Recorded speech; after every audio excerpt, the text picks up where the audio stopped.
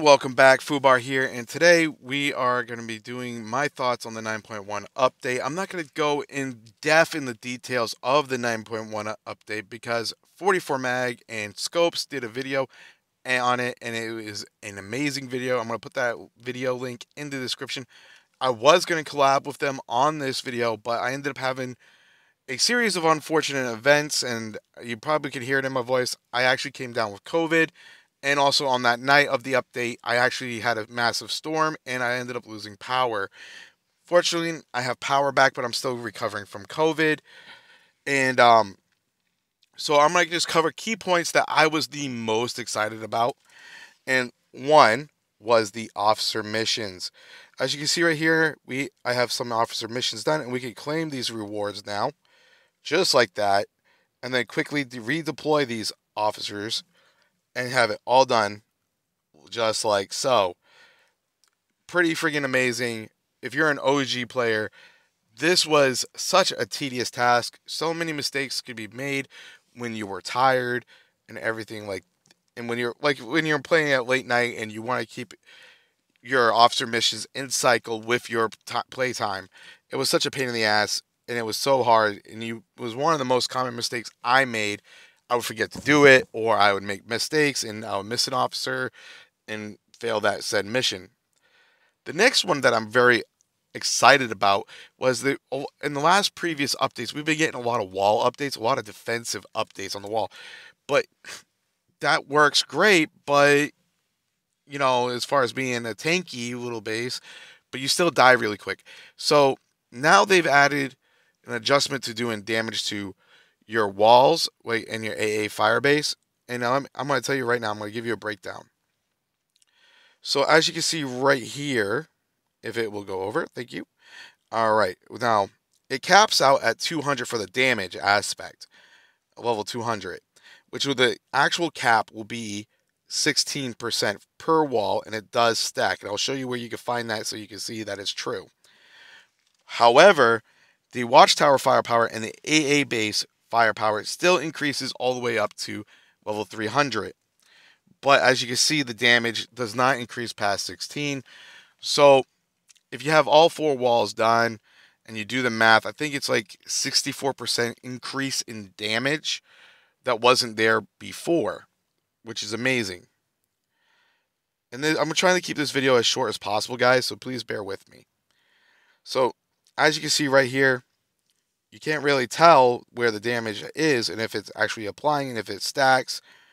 But if you can see right here, base damage, base building 7.5%.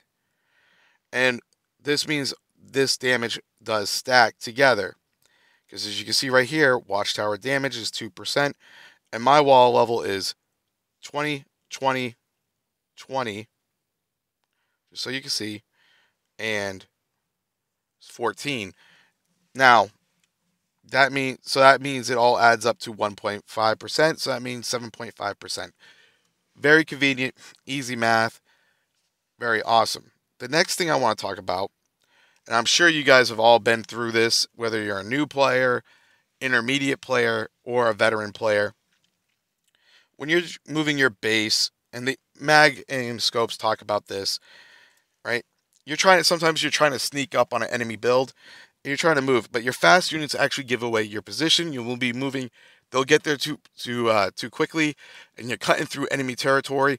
You can't put down your base because now it's in claimed land, and now you're screwed because now they take out your fast units, and now you're a sitting duck, and you can't get into unclaimed land, and now your base is killed, and you got almost nothing in return.